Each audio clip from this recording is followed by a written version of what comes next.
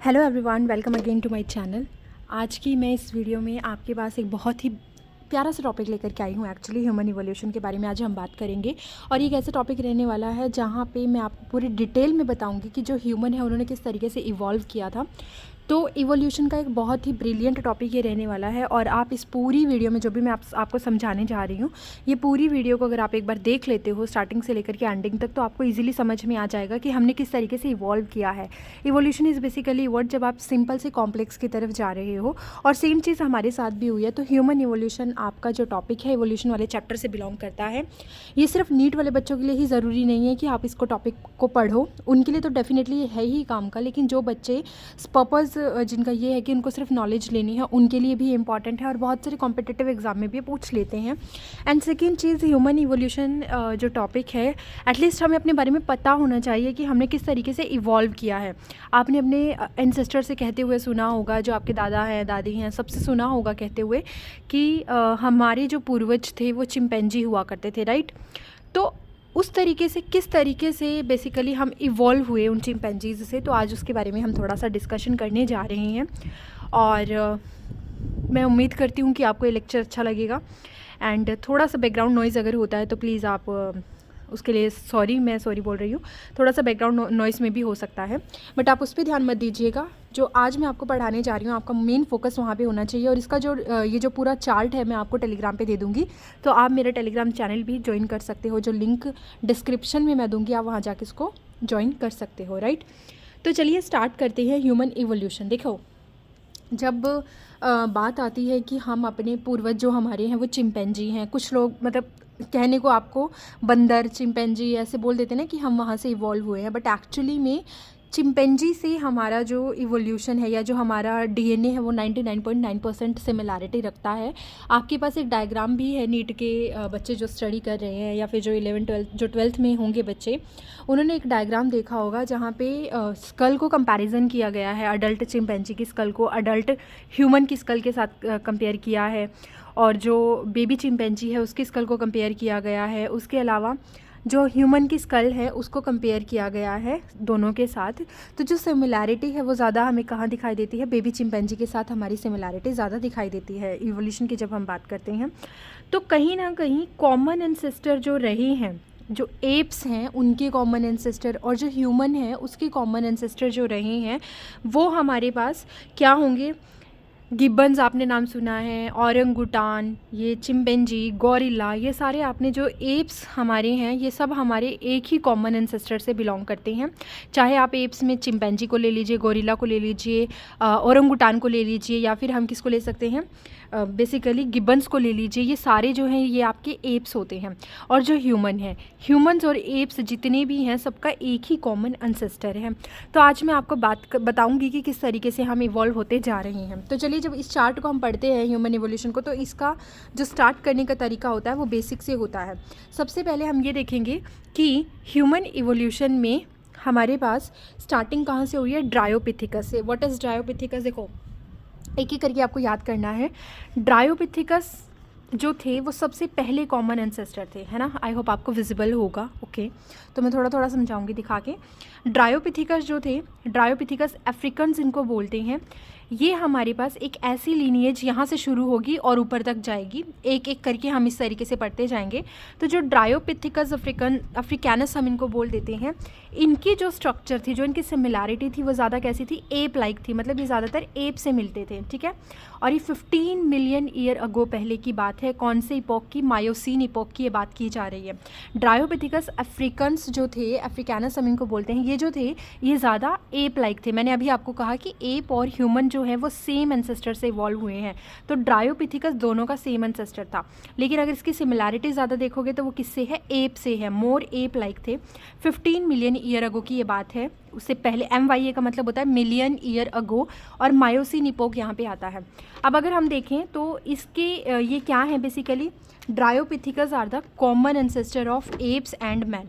App and man के ये common ancestor होते हैं, और ये हमें मिले कहाँ से थे? From the rocks of Africa and Europe. Africa and Europe की जो रॉक्स थी, जो चट्टानें थी, वहाँ से हमें ड्रायोपिथिकन्स के जो फॉसिल्स हैं वो मिले थे। और ये किस किस के कॉमन एंसेस्टर हैं? एप्स के। एप्स में क्या, sorry give me 1 second. Apps में आपके पास क्या क्या आ जाते हैं, गिबन्स आ जाते हैं, ओरंगुटान आ जाते हैं, चिंपैंजी आ जाते हैं, गोरिल्ला आ जाते हैं, ये सारे आपके एप्स के अंदर आ जाते हैं। तो कॉमन एंसेस्टर एप्स के, इन चारों के, एप्स के और मैन का क्या था, ड्रायोपिथिकन्स था। अब हम इसके कैरेक्टर के बारे में अगर बात करें तो ड्रायोपिथिकन्स कैसे होते हैं बेटा, ड्रायोपिथिकन्स ज़्यादातर एप लाइक होते हैं, मतलब एप से इनकी सिमिलैरिटी ज़्यादा होती है। ये हेयरी होते हैं, इनकी ना बॉडी पे बहुत सारे हेयर्स होते हैं और ये कैसे चलते हैं, जैसे गोरिल्ला और चिंपैंजी चलते हैं, मतलब कि ये झुक कर चलते हैं, जिसको बेसिकली आपने देखा होगा ना कि कभी भी गोरिल्ला और चिंपैंजी ज़्यादा सीधे खड़े होकर नहीं चलते हैं, इरेक्ट नहीं होते हैं पोस्चर में, वो थोड़ा सा झुका के चलते हैं अपनी बॉडी को, तो ये भी उसी तरीके से चलते थे। उसके अलावा ये क्या खाते हैं, दे ईट सॉफ्ट फ्रूट्स, सॉफ्ट फ्रूट ये खाते हैं। देवर न्यूक्यूल वॉकर, इसका मतलब यही है, के को आप साइलेंट रख सकते हो, न्यूक्यूल वॉकर का मतलब होता है थोड़ा सा टेढ़े होकर चलना, झुक कर चलना। एंड आर्बोरियल, ये कहाँ पे चढ़ सकते थे, पेड़ पे भी चढ़ सकते थे। Arms and legs of equal size, इनकी जो आर्म्स होती थी और जो लेग्स होती थी वो इक्वल साइज़ की होती थी। तो ये थे आपके ड्रायोपिथिकन्स के कैरेक्टर कि ड्रायोपिथिकन्स कैसे होते थे। ये ज़्यादातर एप लाइक होते थे, हेयरी होते थे, इनके पूरे शरीर पर हेयर्स होते थे और कैसे चलते थे, ये गोरिल्ला की तरह चलते थे, चिंपैंजी की तरह चलते थे। क्या खाते थे, ईट करते थे सॉफ्ट फ्रूट्स को और ये झुककर चलते थे। एंड आर्बोरियल होते थे और इनकी आर्म्स एंड लेग्स की अगर हम बात करें वो इक्वल साइज़ की होती थी। अब हमने देखा कि थोड़ा सा और इससे ऊपर चलते हैं, ड्रायोपिथिकन से हम आगे गए, ठीक है। ये तो एक कॉमन एंसेस्टर है एप्स का और मेंस का, लेकिन जब इससे आगे वाली लीनिएज आई जो कि किसकी थी, रामापिथिकस की, तो रामापिथिकस को देखा गया वो ज़्यादातर मैन लाइक थे। देखो थोड़ा सा याद करने के लिए ऐसे सोच सकते हो कि जो राम जी भगवान थे वो ह्यूमन थे, राइट, मतलब ह्यूमन तो नहीं भगवान थे, बट उनकी जो फिजिकल अपीयरेंस थी वो काइंड ऑफ ह्यूमन थी। तो सेम चीज़ रामापिथिकस की बात करें तो ये ज़्यादा कैसे थे, मैन लाइक होते थे, ठीक है। ये हमें मिले, इनको आप हीरो ऑफ इंडियन लीजेंड भी कहा जाता है। जो राम जी हैं उनको आप बेसिकली जो भगवान हैं उनके बारे में बात की गई है, तो उससे थोड़ा सा याद रखने के लिए हम यहाँ पे याद रख सकते हैं कि रामापिथिकस मतलब ये ज़्यादातर मैन लाइक होते थे। इनके फॉसिल्स कहाँ से मिले हमें, इनके fossils obtained from Shivalik hills of India. I hope आपको दिख रहा होगा, इनकी जो फॉसिल्स थे वो हमें मिले थे Shivalik hills of India. And they ate hard fruit and nuts and ground dwellers. ये क्या क्या खाते थे, ये फ्रूट खाते थे, ये नट्स खाते थे और ये ग्राउंड डवेलर्स थे, मतलब कि जो नीचे चले जाते थे या फिर छुप सकते थे, गुफाओं में रहते थे, ग्राउंड डवेलर्स थे। उसके बाद इनका जो टाइम पीरियड है वो भी कब का है, 15 मिलियन ईयर अगो, मतलब ड्रायोपिथिकस से एक लीनिएज आई जो रामापिथिकस बनी और रामापिथिकस भी 15 मिलियन ईयर अगो पहले आए, मायोसिन इपोक में आए। फिर उसके बाद जो रामापिथिकस से उनसे आगे कौन आए हैं, उनसे आगे आए हैं मैन लाइक प्राइमेट। प्राइमेट आने शुरू हो गए थे, अब मैन लाइक प्राइमेट इनको हम बोलते हैं, ठीक। तो प्राइमेट में अगर देखें तो 3 से 4 मिलियन ईयर अगो ये आए हैं, मतलब 3 से 4 मिलियन साल पहले आए हैं ये। और मैन लाइक प्राइमेट होते थे, इनकी ज़्यादा सिमिलैरिटी मैन की तरफ होती थी। पहले आए ड्रायोपिथिकस, फिर आए रामापिथिकस, फिर आए मैन लाइक प्राइमेट। अब मैन लाइक प्राइमेट जो आए उनके फॉसिल्स कैसे थे, फॉसिल्स ऑफ मैन लाइक, इनके फॉसिल्स में देखा गया जो इनके अवशेष होते हैं जो हमें चट्टानों से मिलते हैं, उनमें देखा गया कि जो इनकी बोन्स हैं वो मैन से मिलती हैं, जो आज के टाइम पे हमारी बोन्स हैं उनसे मिलती हैं। एंड ये इनकी जो डिस्कवर की गई थी, जो बोन्स इनकी डिस्कवर की गई थी वो इथोपिया एंड तंजानिया में डिस्कवर की गई थी। याद रखिएगा कि जो मैन लाइक प्राइमेट थे जो 3 से 4 मिलियन ईयर अगो आए थे, उनके जो फॉसिल्स हैं, उनकी बोन्स जो हैं वो कहाँ से मिली थी हमें, फॉसिल्स बोन की इथोपिया और तंजानिया से। इसके अलावा इनकी अगर हम हाइट की बात करें तो they are not taller than 4 feet but walk upright. एक अच्छी बात इनकी ये थी कि सीधे चलते थे, अपराइट चलते थे, बट इनका जो हाइट थी वो 4 फीट से ज़्यादा नहीं थी, ठीक है। इसके अलावा जो इनके फॉसिल से इनको किसने डिस्कवर किया था, एक साइंटिस्ट तो नहीं बोलेंगे, जियोलॉजिस्ट बोल सकते हो जो स्टडी करते हैं, या आर्कियोलॉजिस्ट बोल सकते हो जो इनकी फॉसिल्स की स्टडी करते हैं। तो बेसिकली डोनाल्ड जी थे, उन्होंने एक ओल्ड स्केलेटन को डिस्कवर किया था, फीमेल का ओल्ड स्केलेटन, फीमेल ह्यूमन का उन्होंने एक ओल्ड स्केलेटन डिस्कवर किया था, बोनी स्ट्रक्चर उन्होंने डिस्कवर की थी जिसका निक नेम था लूसी। लूसी के बारे में आपने सुना होगा, 3.5 मिलियन ईयर अगो ये एक फॉसिल जो था डिस्कवर किया गया था। और इस लूसी का जो बायोलॉजिकल नेम था, या बोल दीजिए जैसे हम एक नाम याद रखेंगे, जैसे हमारा नाम क्या है, होमो सेपियन सेपियन है ना, इसी तरीके से इनका भी एक बायोलॉजिकल नेम था जिसको बोला जाता था ऑस्ट्रालोपिथिकस एफ्रेंसिस, ऑस्ट्रेलोपिथिकस एफ्रेंसिस। तो याद रखना कि जो मैन लाइक प्राइमेट थे वो 3 से 4 मिलियन ईयर अगो आए थे, और इनका एक स्केलेटन को भी डिस्कवर किया गया था। किसने? फीमेल ह्यूमन का स्केलेटन डिस्कवर किया था सर डोनाल्ड ने, और उसका नाम उन्होंने रखा था लूसी। 3.2 मिलियन ईयर अगो की बात है ये, और लूसी का बायोलॉजिकल नेम था ऑस्ट्रेलोपिथिकस एफ्रेंसिस।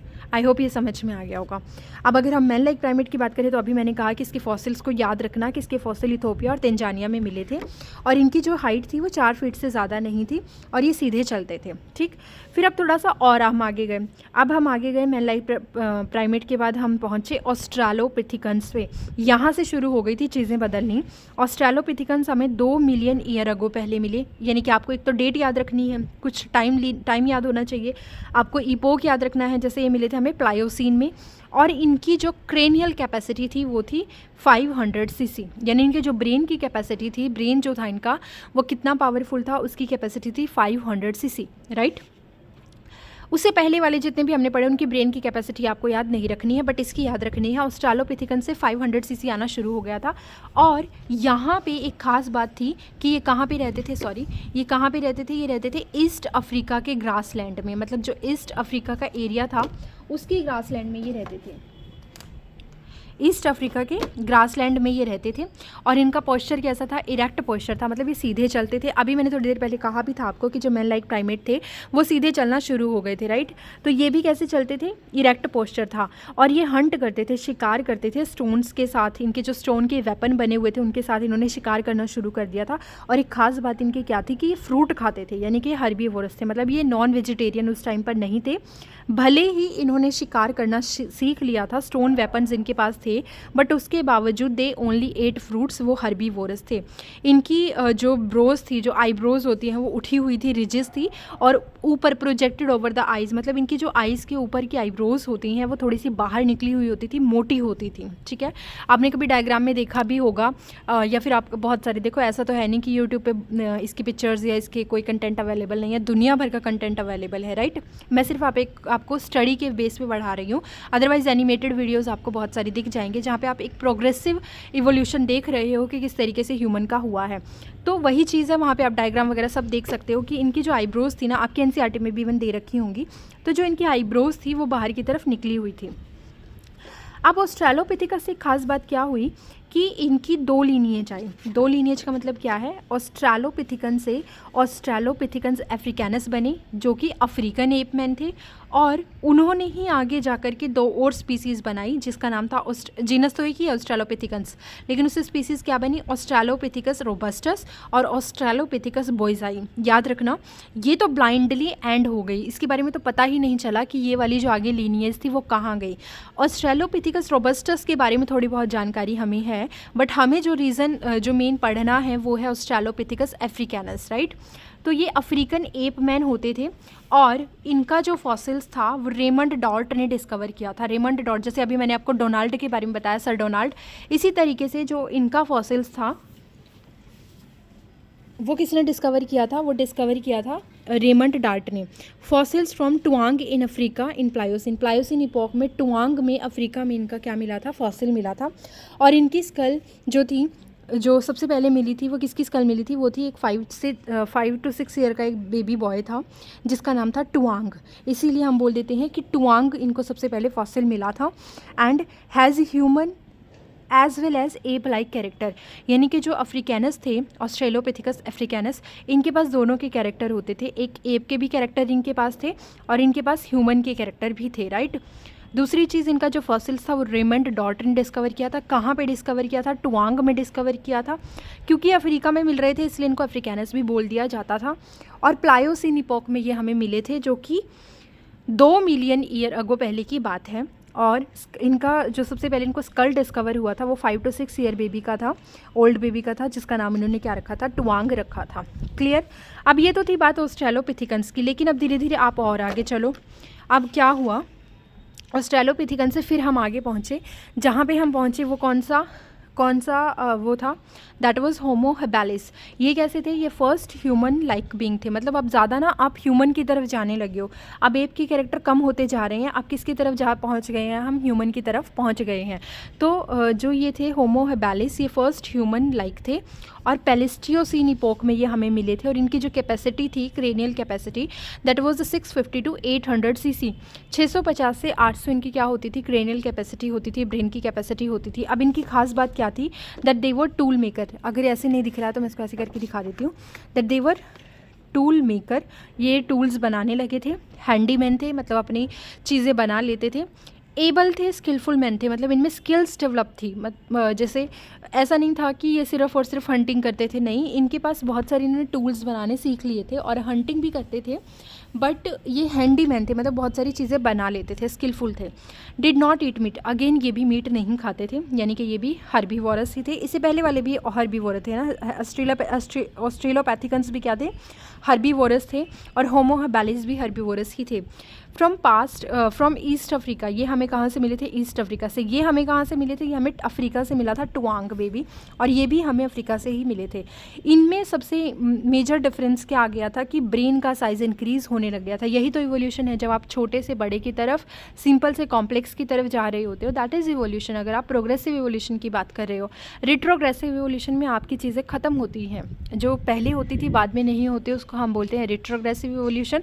और जो चीज़ें बाद में आ जाती हैं, पहले नहीं होती है, जो चीज़ें इंक्रीज़ हो जाती हैं साइज़ में या कैपेसिटी में, तो हम उसको बोलने लग जाते हैं प्रोग्रेसिव इवोल्यूशन। सेम हम यहाँ पे ह्यूमन इवोल्यूशन जो है, that is the example of progressive evolution. यहाँ पे हम ब्रेन साइज़ को अगर बात करें उसकी, तो पहले कितनी थी, 500 सीसी, फिर कितनी हुई, 650 to 800 सीसी हो गई थी।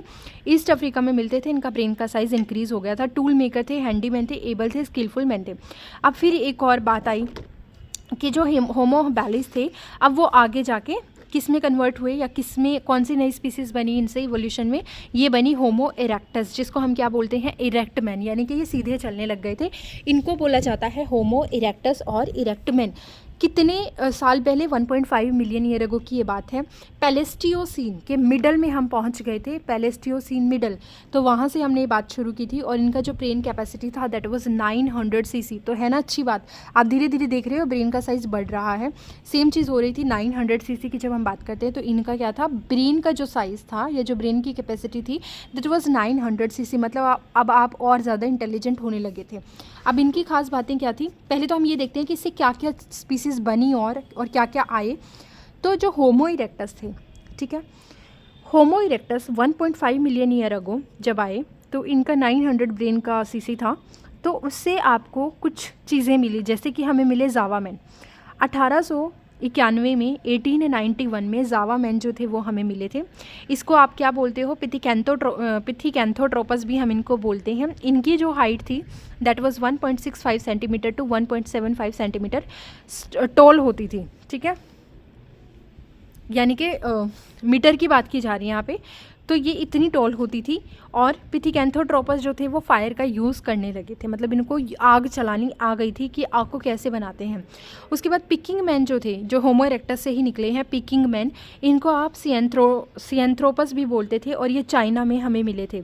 और होमो इरेक्टस से ही हमें एक स्पीसीज़ मिली थी जिसको बोलते हो हेडलबर्ग मैन, और आप इसका कॉमन साइंटिफिक नेम जो होता है, दैट इज़ हेडलबर्गेंसिस।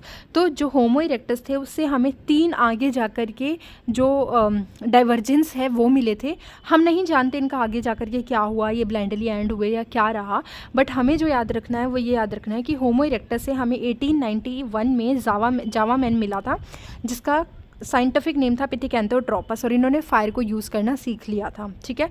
पिकिंग मैन भी मिले थे इसी से, और इसी से हेडलबर्गेंसिस मैन भी मिले थे। पिकिंग मैन हमें चाइना में मिले थे, सेम टाइम पे हमें फायर करने वाले भी मिल गए थे, जावा मैन, और सेम टाइम पे हमें चाइना में पिकिंग मैन भी मिल गए थे। अब इनकी खास बात क्या होती है, ये याद रखना कि जो इरेक्ट मैन है, जो होमो इरेक्टस हैं, उनकी खास बात क्या है।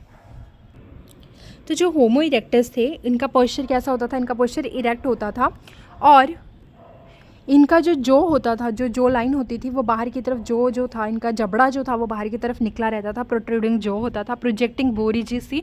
वही इनकी जो आंखें जो होती थी ना, आंखों के ऊपर का आईब्रोज जो होता था वो ऊपर की तरफ उठा हुआ था।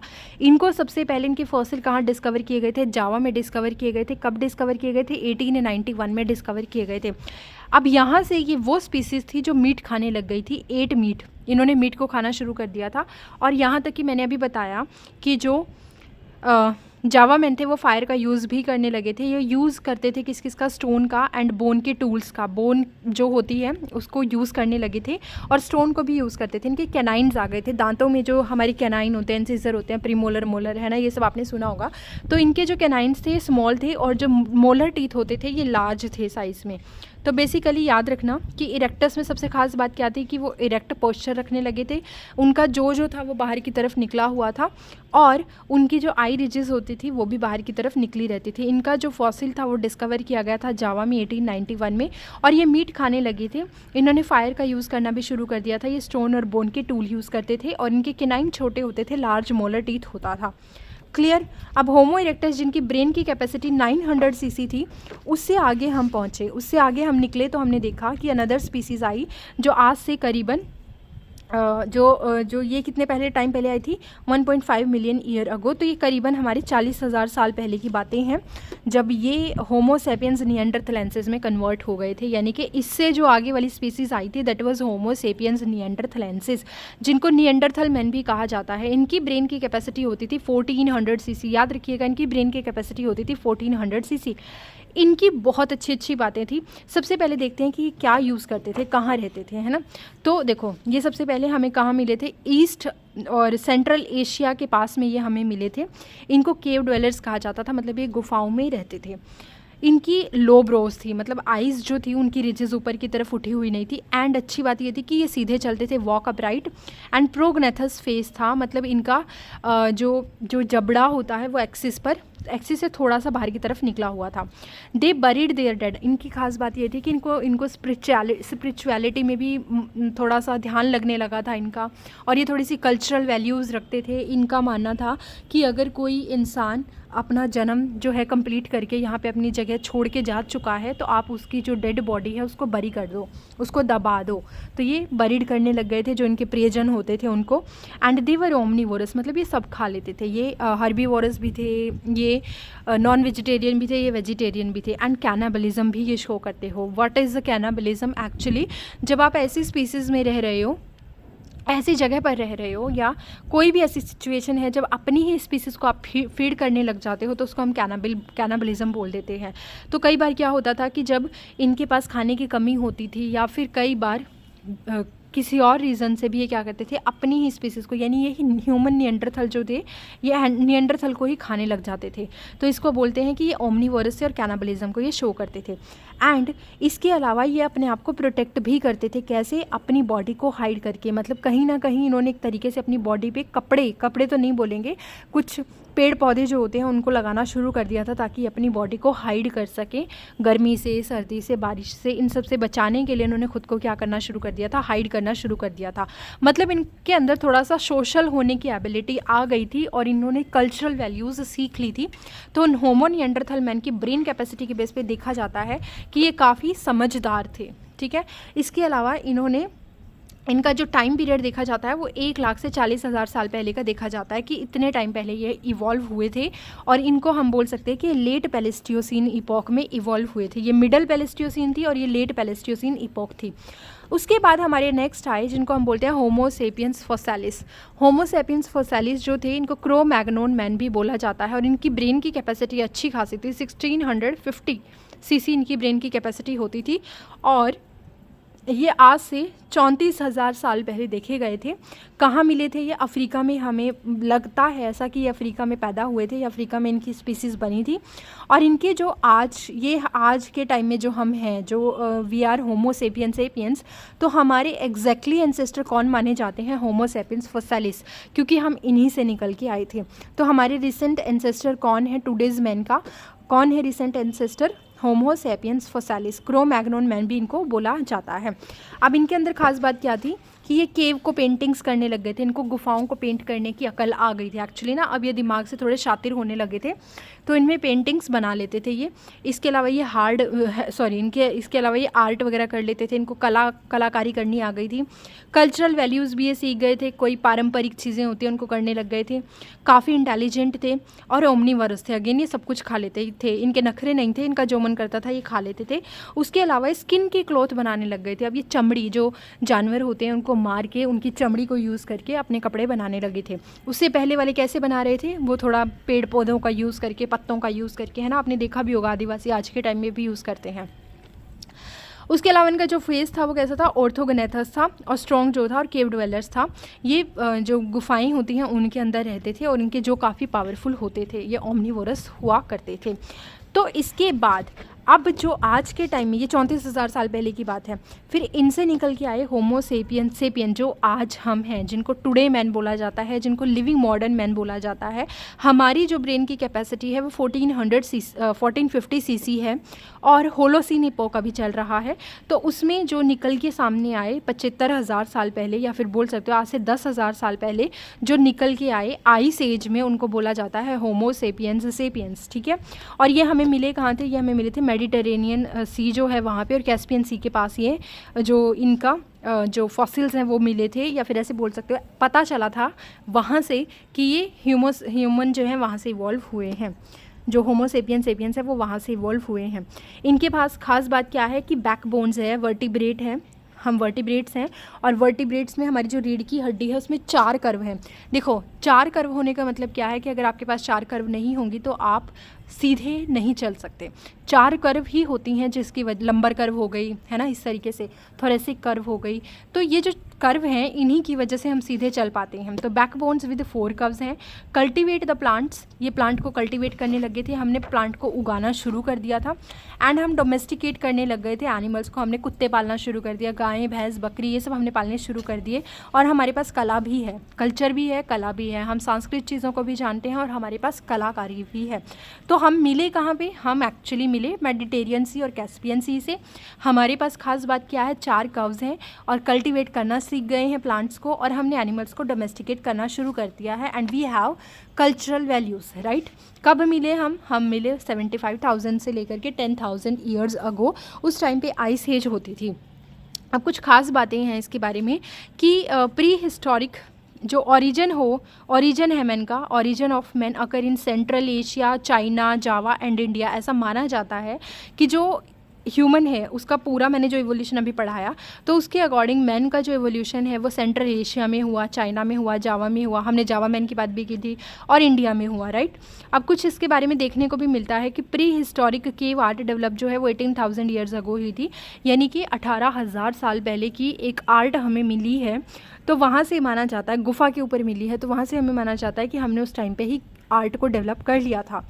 एविडेंस दिखाते हैं, कहाँ मिलते हैं इसके एविडेंस, जो आर्ट है, केव आर्ट है, उसके एविडेंस हमें मिलते हैं भीमबेटका रॉक शेल्टर में और रायजन डिस्ट्रिक्ट ऑफ मध्य प्रदेश की जो रायजन डिस्ट्रिक्ट है और भीमबेटका रॉक शेल्टर है, वहाँ पर हमें प्री हिस्टोरिक केव आर्ट के कुछ जो एविडेंसेस हैं वो मिलते हैं। लोग तब से वहाँ पे बना रहे हैं, इतनी पुरानी हमें आर्ट ऑलरेडी मिली है, और हम नहीं जानते अभी और इससे कितनी पुरानी है, बट एक आइडिया लगाया जाता रहता है कि हाँ इतने टाइम पहले ये चीज़ हुई होगी, एक अनुमान लगाते हैं, तो उसके बेस पर ये अनुमान हमारे सामने आया है, एविडेंसेस ये हमारे सामने आए हैं।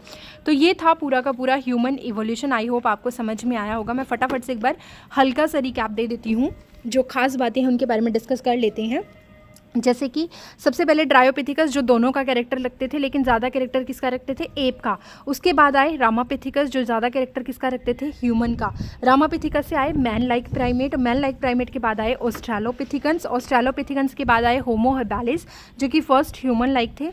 उसके अलावा होमो हिबालिस के बाद आए होमो इरेक्टस, देन होमो सेपियंस निएंडरथैलेंसिस और होमो सेपियंस फोसालिस, और फाइनली आज के टाइम पर हम हैं होमो सेपियन। तो मैं इसका एक आपके लिए शॉर्ट भी बनाऊंगी, आई होप आपको समझ में आ जाएगा।